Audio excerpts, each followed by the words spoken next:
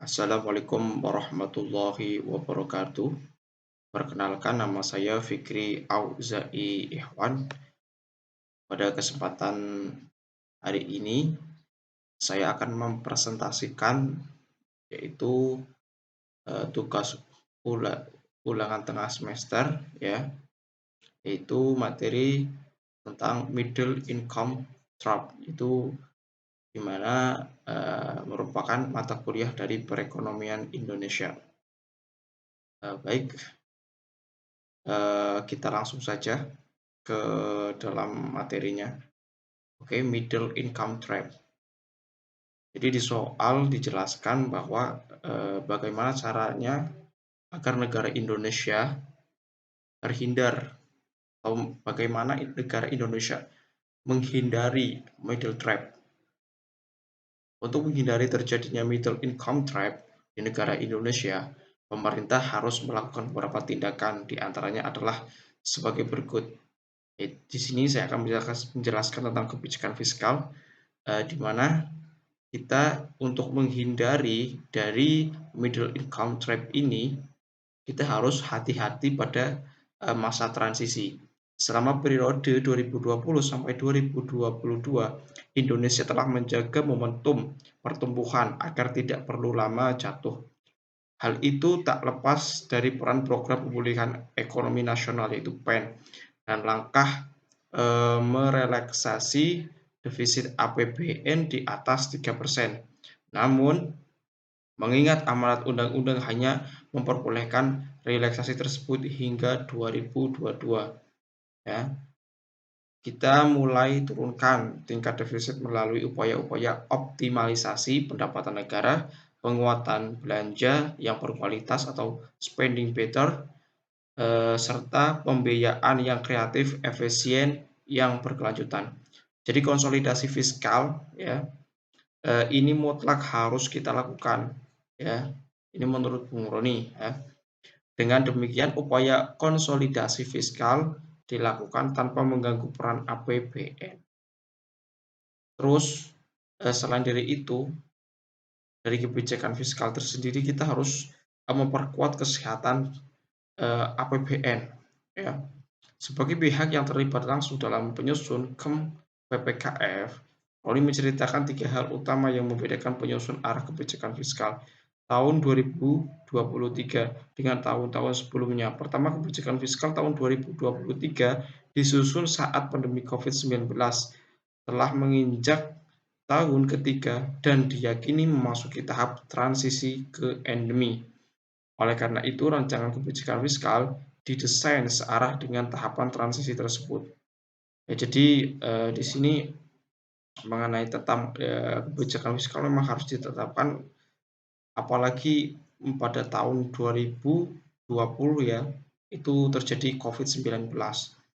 Terus, kedua, ekonomi global sedang dalam gejolak dan ketidakpastian tinggi. Kita melihat ada dua tantangan besar yang sedang dihadapi saat ini, yaitu lonjakan inflasi global yang tinggi, terutama akibat perang Rusia-Ukraina, dan percepatan penempatan kebijakan moneter global, khususnya di Amerika Serikat, apalagi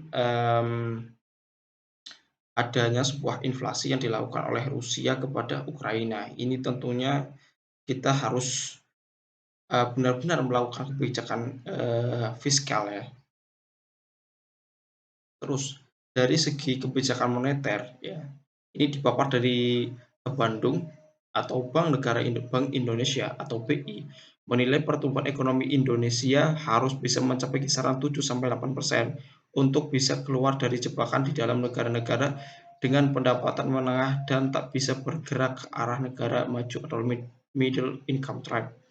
Jadi, negara Indonesia paling tidak harus ada pertumbuhan 7-8% untuk menghindari terjadinya middle income trap di negara Indonesia. Jadi bagaimanapun caranya kita harus bisa menaikkan pertumbuhan ekonomi Indonesia itu dari 7% minimal ya sampai ke 8%. Itu harus.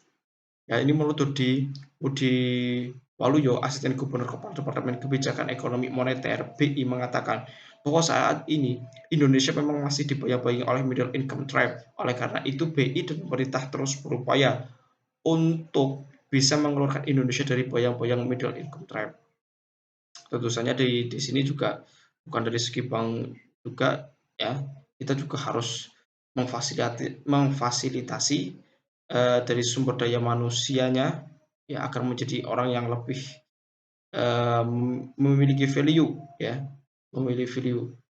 Terus salah satu upaya untuk keluar dari middle income trap adalah ekonomi kita harus tumbuh di kisaran 7-8%. Kita perlu mendorong investasi, ini signifikan secara pertumbuhan dan itu perlu dukungan produktivitas ya, mungkin yang dimaksud ini produktivitas itu banyak dari segi SDM-nya, terus dari segi perusahaan atau pasar ekonominya ya.